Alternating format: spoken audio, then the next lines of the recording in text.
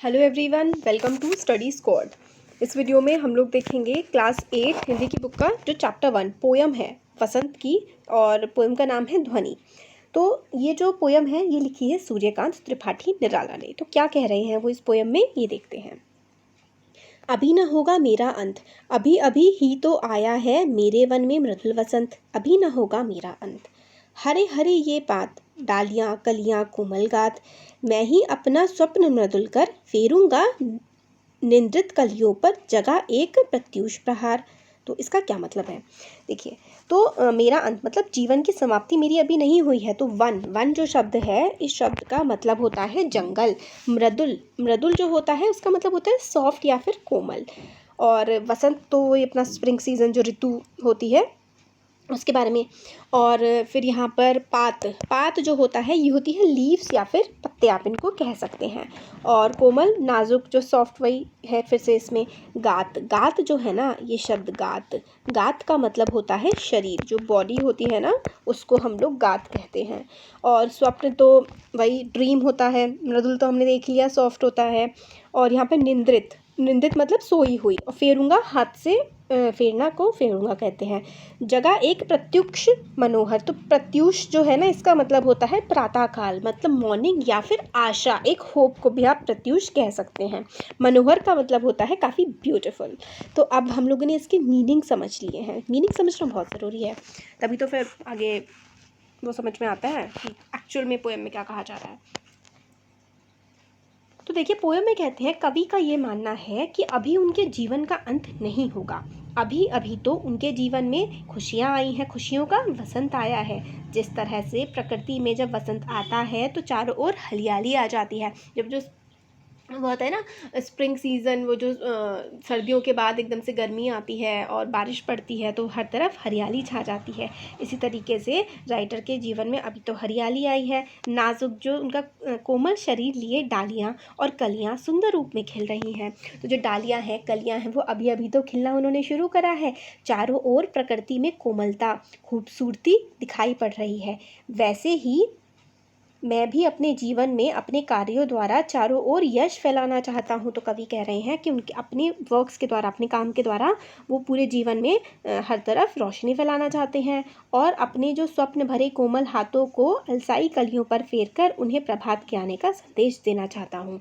मतलब कि कहते हैं कि ये जैसे कि गार्डन में जाएंगे और जो अलसाई आलस में कलियाँ हैं जो सोकर उठ रही हैं, उन पर अपना हाथ फेरूंगा प्यार का और उनसे कहूँगा कि सुबह हो गई है, उठ जाओ। अर्थात इसका मतलब ये है कि अपने जीवन का जो आलस्य, निराशा, बाधाओं, इन सबको वो दूर भगाना चाहते हैं और नए कार्यों की ओर अग्रसर होना चाहते हैं। तो उनकी लाइफ में जो आलस आ गया है और जो ऑब्स्टिकल्स, बाधाएं आ रही हैं, इनको वो दूर करना चाहते हैं और आगे बढ़ना चाहते हैं, ये कवि इसमें कह रहे हैं। अब पुष्प पुष्प से तंद्रा ले लालसा खींच लूँगा मैं, अपनी नवजीवन का अमृत सहर्ष सींच दूंगा मैं। द्वार दिखा दूंगा फिर उनको, हैं मेरे वे जहाँ अनंत, अभी ना होगा मेरा अंत।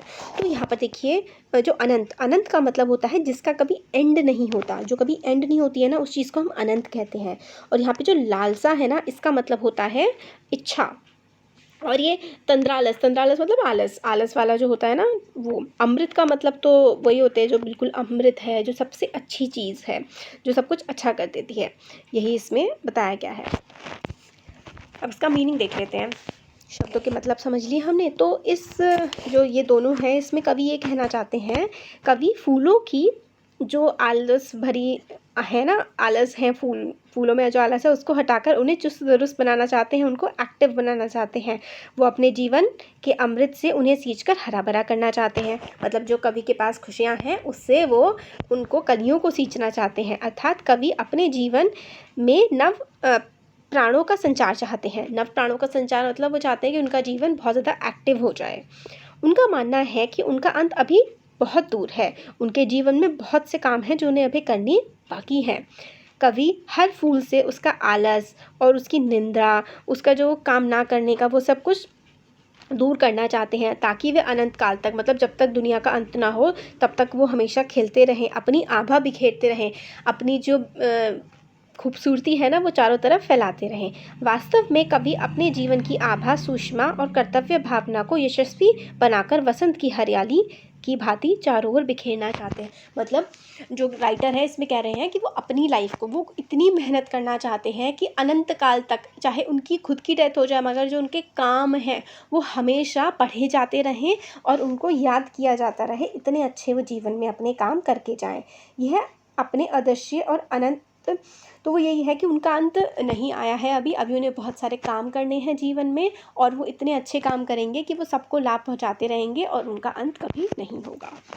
तो यही था इस पोएम का मीनिंग, और क्वेश्चन आंसर्स भी जल्दी कर देंगे। तो कैसा लगा वीडियो बताइएगा, अच्छा लगा तो लाइक करिए, चैनल को सब्सक्राइब करिए, अपने फ्रेंड्स के साथ शेयर करिए। Thank you.